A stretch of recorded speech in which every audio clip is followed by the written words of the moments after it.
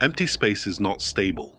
Right now, everywhere, the universe is sitting in a shallow dip on a much longer slope, one quantum accident away from rolling the rest of the way down. And if it ever does, the wall of that collapse will move at the speed of light, which means you would never see it coming, because nothing can outrun the thing that's erasing it. Not a warning, not a flash in the sky first. The moment you could theoretically detect it is the same moment it arrives. By the end of this video, you'll understand how big the universe actually is and how it got that way.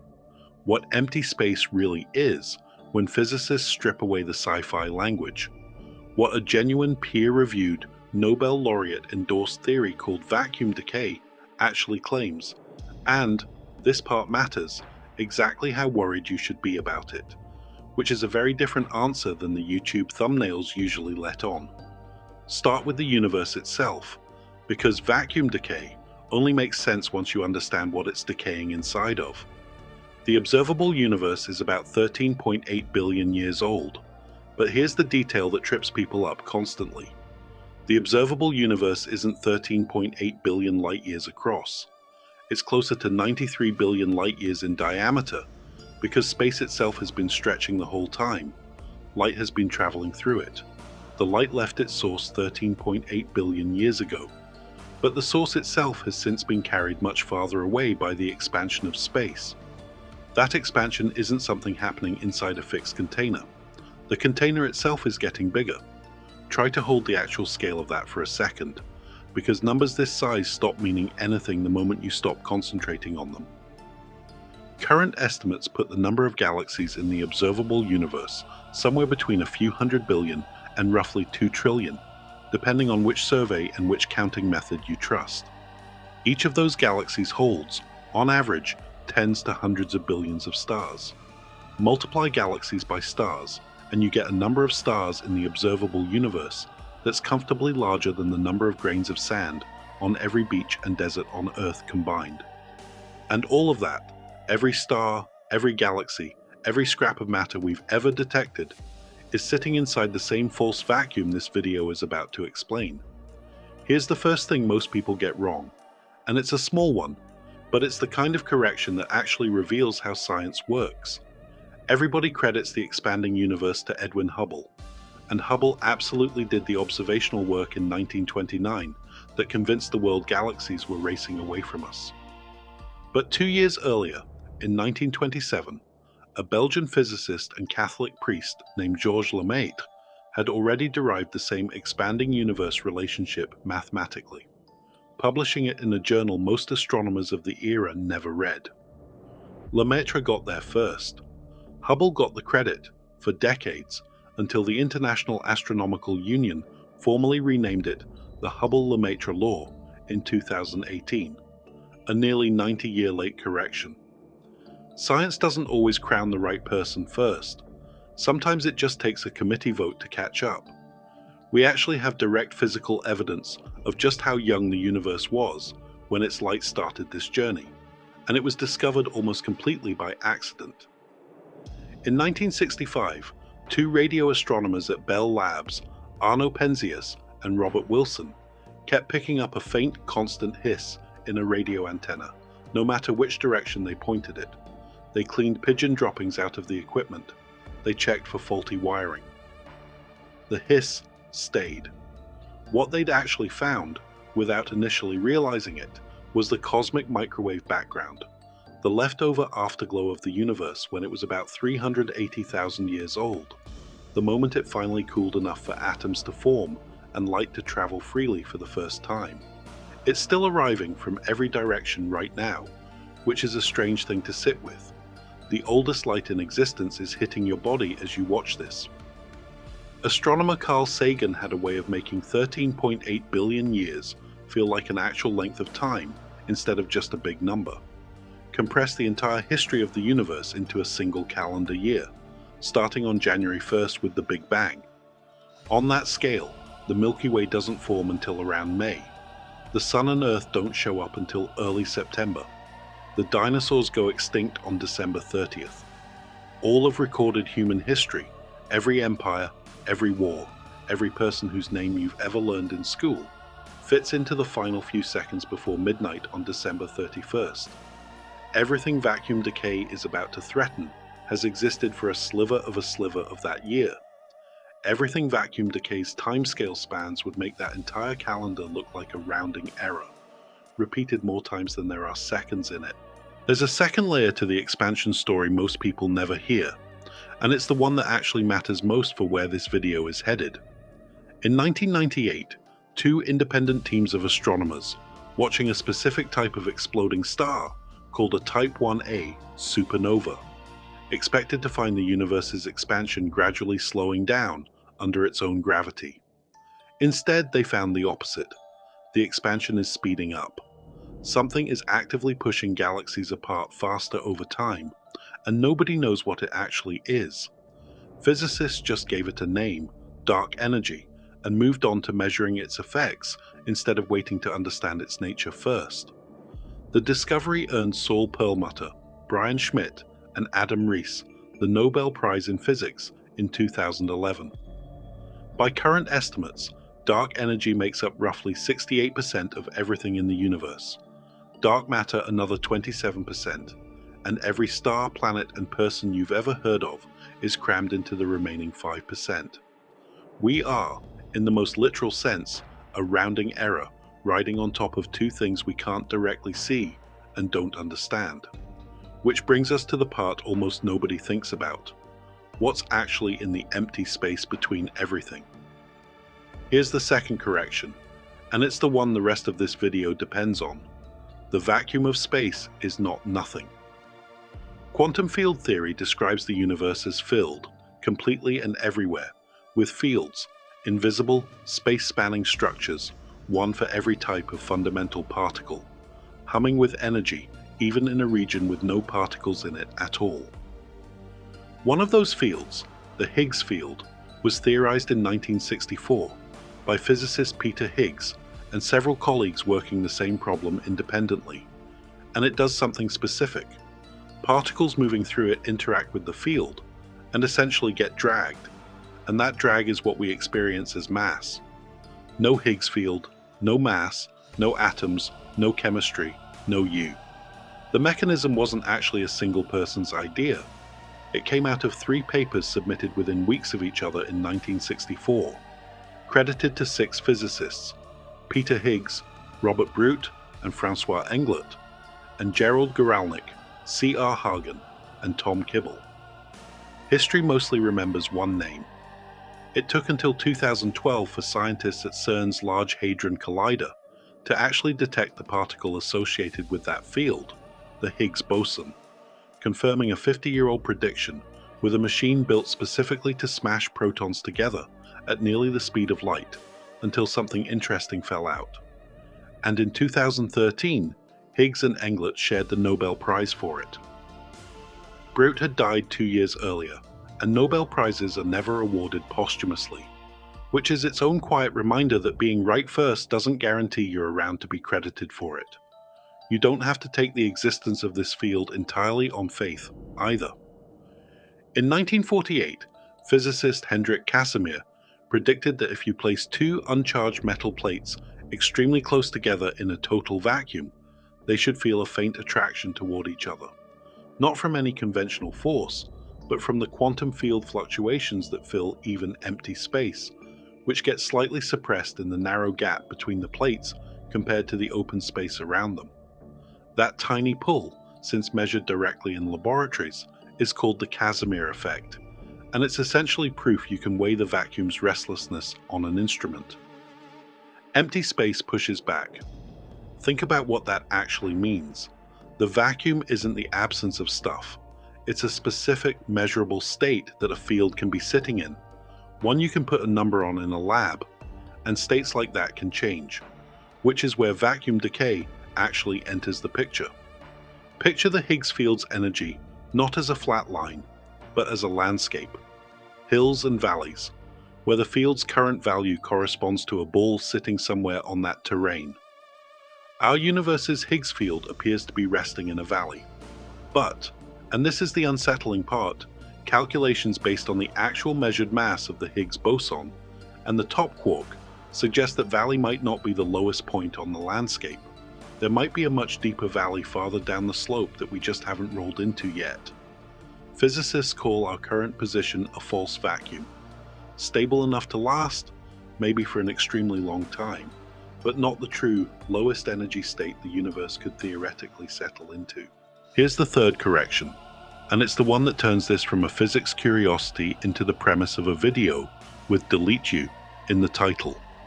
Getting from a false vacuum to a true vacuum doesn't require some external cataclysm smashing into us from outside.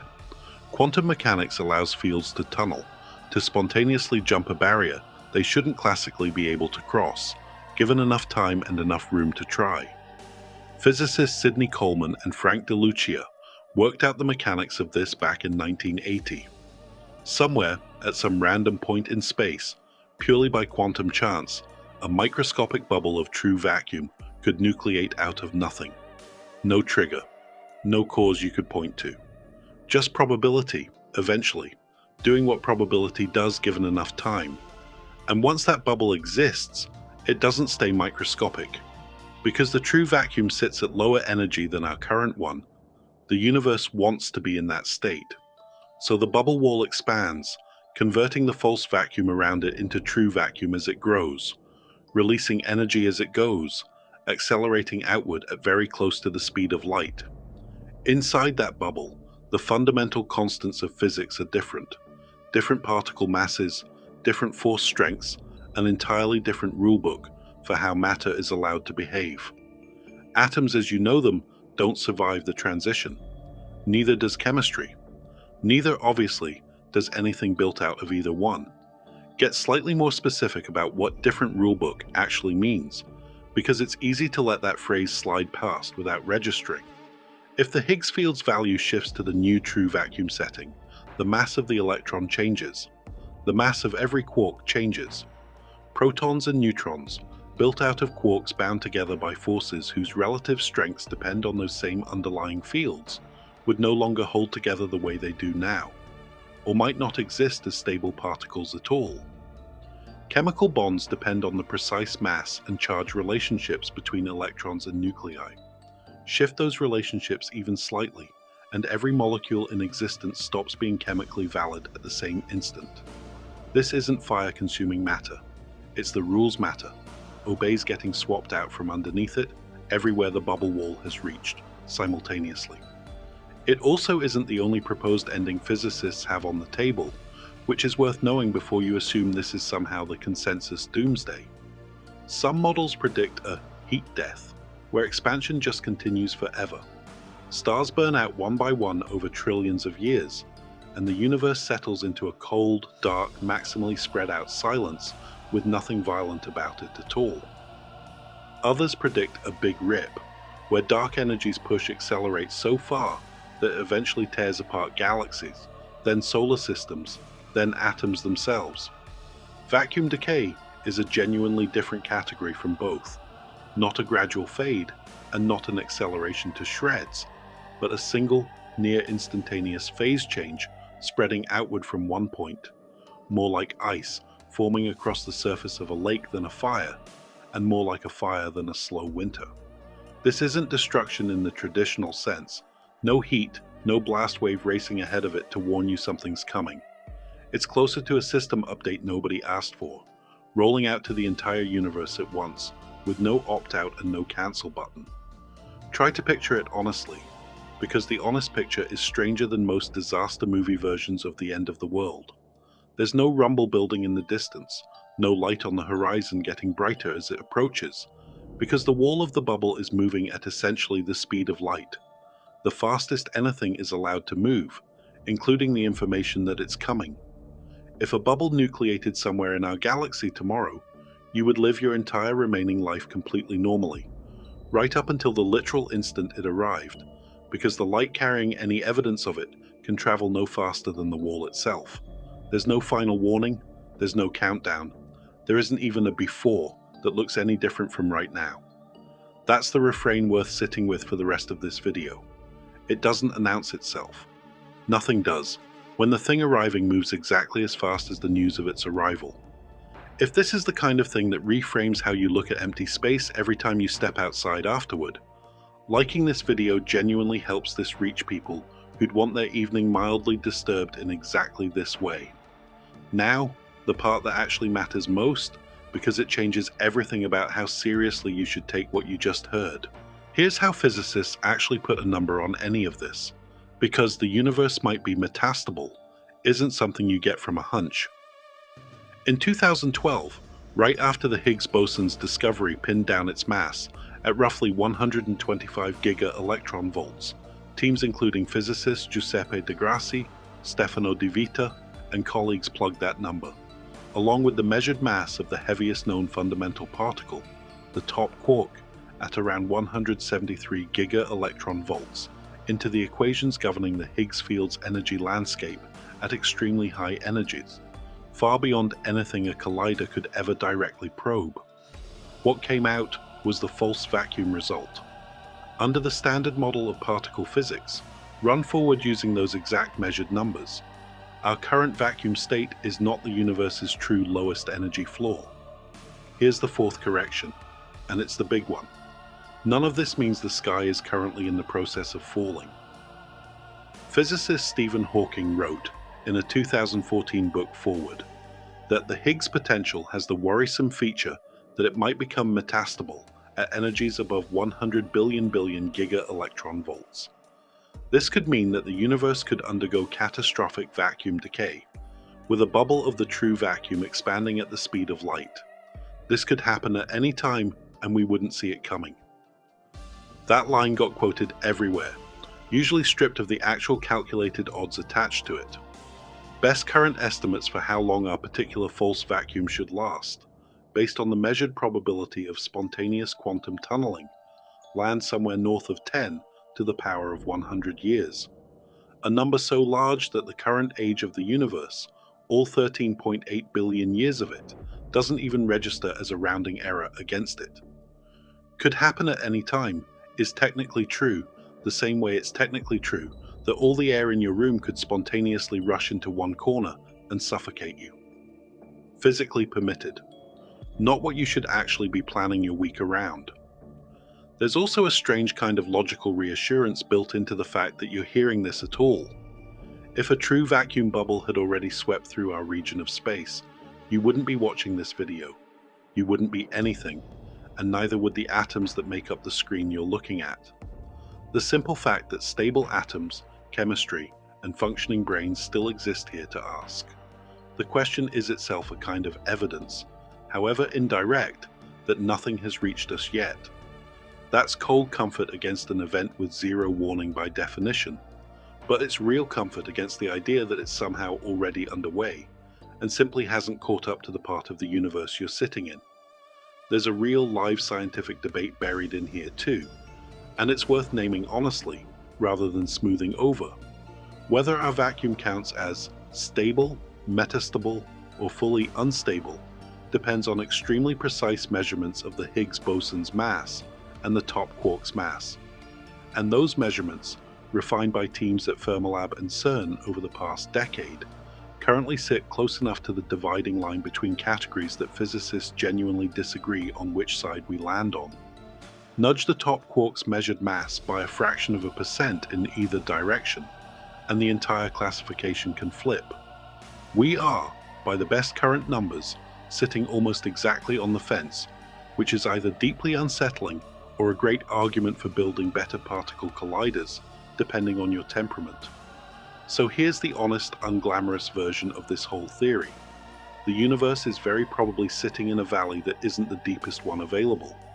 Quantum mechanics permits it to eventually tunnel into a deeper one, and if that ever happens, the resulting bubble would expand at light speed with zero possible warning.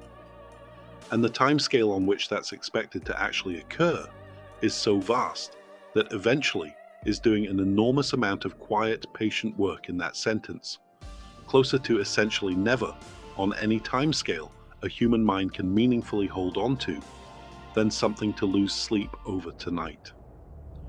If you want more of the genuinely unsettling ideas sitting quietly inside mainstream peer-reviewed physics, not the exaggerated doomsday version, the real one, Subscribing means you catch the next one, and I'd love to know in the comments whether reassuringly enormous timescale made this better or worse for you, because reactions to that number are genuinely split. Empty space is not stable, and somewhere down the slope from where we're sitting, there's a lower valley the universe could eventually tunnel its way into. And if it does, it still won't announce itself. Nothing does, when the thing arriving moves exactly as fast as the news of its arrival. The difference between that fact ruining your week and that fact becoming a genuinely fascinating thing you now know about reality comes down entirely to the number attached to eventually. And that number is not on any calendar you'll ever own. One more thing, because it flips the entire premise of this video on its head, and it's too good not to end on. Remember that the universe is expanding, and that expansion means distant galaxies are receding from us faster and faster the farther away they are. Fast enough that beyond a certain distance, space itself is stretching faster than light can cross it. That boundary is called the cosmological horizon, and nothing beyond it, no light, no signal, no expanding bubble of true vacuum, no matter how fast it travels, can ever catch up to us. Which means if a vacuum decay bubble has already nucleated somewhere sufficiently far outside our horizon, at any point in the last 13.8 billion years, it may be expanding at the speed of light and still permanently, mathematically unable to ever reach Earth. Outrun forever by the same cosmic expansion that made the universe 93 billion light-years wide in the first place. That's the same dark energy from earlier in this video, still quietly doing its job, still accelerating everything apart, and in this one specific scenario, working entirely in our favor instead of against us. The universe's own growth might be the one thing standing between us and the thing that erases everything it touches. It never got the memo that it's supposed to be racing toward the same ending. And depending on how you look at it, that makes the expanding universe either the slowest ticking clock ever built, or the closest thing physics has found to an actual safety net.